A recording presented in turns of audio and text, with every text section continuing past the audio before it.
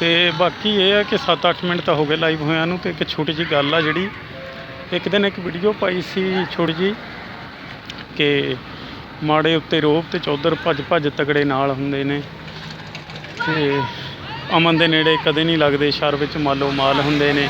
ਕਿਸੇ ਦੇ ਕਹਿਣ 'ਤੇ ਐਵੇਂ ਹੀ ਮਾੜਾ, ਕਿਸੇ ਦਾ ਸੋਚੀ ਰੱਖਦੇ ਨੇ। ਟੋਭੇ ਵਾਲੇ ਇੰਜ ਦੇ ਲੋਕੀ ਨਸਲੋਂ ਅਸਲ ਦਲਾਲ ਹੁੰਦੇ ਨੇ। ਤੇ ਉਹਦੇ ਵਿੱਚ ਕੋਈ ਦੋਸਤਾਂ ਦੇ ਜਿਹੜੇ ਉਹ ਕਮੈਂਟ ਆਏ ਸੀ ਕਿ ਬਾਈ ਅੱਜ ਕੱਲ੍ਹ ਥੋੜ੍ਹਾ ਜਿਹਾ ਨਾ ਲਿਖਣ 'ਚ ਸਖਤੀ ਆ ਗਈ ਆ। ਤੇ ਵੀਰੇ ਇਹ ਵੀ ਮਾਸ਼ਰੇ ਦੀਆਂ ਗੱਲਾਂ ਹੁੰਦੀਆਂ। ਅਸਲ 'ਚ ਮਾਸ਼ਰੇ 'ਚ ਇੱਦਾਂ ਹੁੰਦਾ ਕਿ ਕੋਈ ਕਿਸੇ ਦਾ ਮਾੜਾ ਕਰ ਰਿਹਾ ਹੁੰਦਾ, ਕਿਸੇ ਦਾ ਮਾੜਾ ਹੋ ਰਿਹਾ ਹੁੰਦਾ, ਤਾਂ ਕੁਛ ਵਿਚਲੇ ਲੋਕ ਹੁੰਦੇ ਆ ਜਿਹੜੇ ਕਿਸੇ ਦੇ ਕਹਿਣ 'ਤੇ ਭੱਜ ਕੇ ਕਿਸੇ ਦਾ ਮਾੜਾ ਕਰ ਰਹੇ ਹੁੰਦੇ ਆ। ਸ਼ਾਇਰ ਨੇ ਇਹਨਾਂ ਲਾਈਨਾਂ 'ਚ ਉਹਨਾਂ ਨੂੰ ਦਲਾਲ ਦਾ ਟਾਈਟਲ ਦਿੱਤਾ ਸੀਗਾ। ਤੇ ਬਾਕੀ ਇਹ ਆ ਕਿ ਪਿਆਰ ਦਾ, ਜਿੱਦਾਂ ਪੁੰਨੂ ਬਾਈ ਨੇ ਕਿਹਾ ਸੀਗਾ ਕਿ ਪਿਆਰ ਮੁਹੱਬਤ ਦਾ ਜਿਹੜਾ ਆ ਉਹ ਲਿਖਣਾ ਅੱਜ ਕੱਲ੍ਹ ਘੱਟ ਹੋ ਗਿਆ ਲੱਗਦਾ। ਇੱਦਾਂ ਦੀ ਕੋਈ ਗੱਲ ਨਹੀਂ ਗੀ। ਚਲੋ ਇੱਕ ਗੀਤ ਤੁਹਾਡੇ ਨਾਲ ਸਾਂਝਾ ਕਰਦਾ ਹਾਂ। ਲਿਖਿਆ ਕੋਲ ਹੈ ਨਹੀਂ ਗਾ, ਅਗਰ ਵਿੱਚੋਂ ਥੋੜ੍ਹਾ ਬਹੁਤਾ ਭੁੱਲ ਜਾਵੇ ਤਾਂ ਮਾਜ਼ਰਤ, ਉੱਥੇ ਹੀ ਆਪਾਂ ਬੰਦ ਕਰ ਦਾਂਗੇ ਸੁਣਾਉਣਾ। ਅਤੇ ਸੁਣੋ ਜੀ। ਲਿਖਿਆ ਸੀ ਕਿ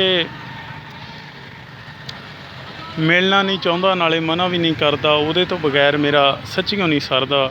ਕਿੰਨਾ ਚਿਰ ਪਿਆਰ ਦੇ ਸੁਨੇਹੇ ਦਿਲ ਕਮਲਾ ਲਿਖ ਕੇ ਹਵਾਵਾਂ ਵਿੱਚ ਉਹਨੂੰ ਘੱਲੀ ਜਾਊ। ਮੈਨੂੰ ਨਹੀਂ ਪਤਾ, ਇਹ ਤਾਂ ਰੱਬ ਨੂੰ ਪਤਾ, ਹੋਰ ਕਿੰਨਾ ਚਿਰ ਇਸੇ ਤਰ੍ਹਾਂ ਚੱਲੀ ਜਾਊ। ਮੈਨੂੰ ਨਹੀਂ ਪਤਾ, ਇਹ ਤਾਂ ਰੱਬ ਨੂੰ ਪਤਾ, ਹੋਰ ਕਿੰਨਾ ਚਿਰ ਇਸੇ ਤਰ੍ਹਾਂ ਚੱਲੀ ਜਾਊ।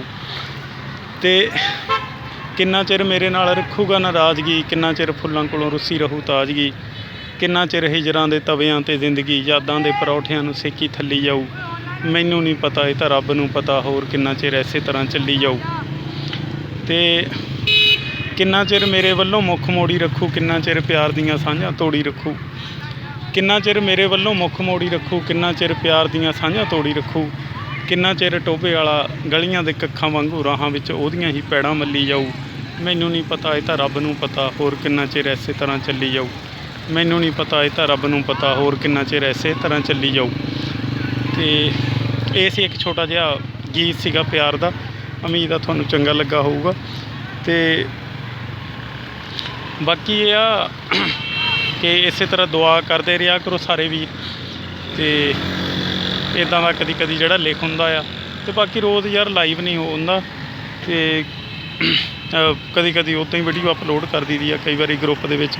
ਅਤੇ ਕਦੀ ਅੱਜ ਜਿੱਦਾਂ ਟਾਈਮ ਹੈਗਾ ਸੀ ਥੋੜ੍ਹਾ ਜਿਹਾ, ਅਤੇ ਗਰੁੱਪ 'ਚ ਮੈਂ ਲਾਈਵ ਹੋ ਗਿਆ। ਅਤੇ ਬਾਕੀ ਹੱਸਦੇ ਵੱਸਦੇ ਰਹੋ ਸਾਰੇ, ਖੁਸ਼ ਰਹੋ। ਅਤੇ ਉਮੀਦ ਆ ਸਾਰੀ ਦੁਆਵਾਂ 'ਚ ਯਾਦ ਰੱਖੋਗੇ। ਅਤੇ ਰੱਬ ਰਾਖਾ ਜੀ।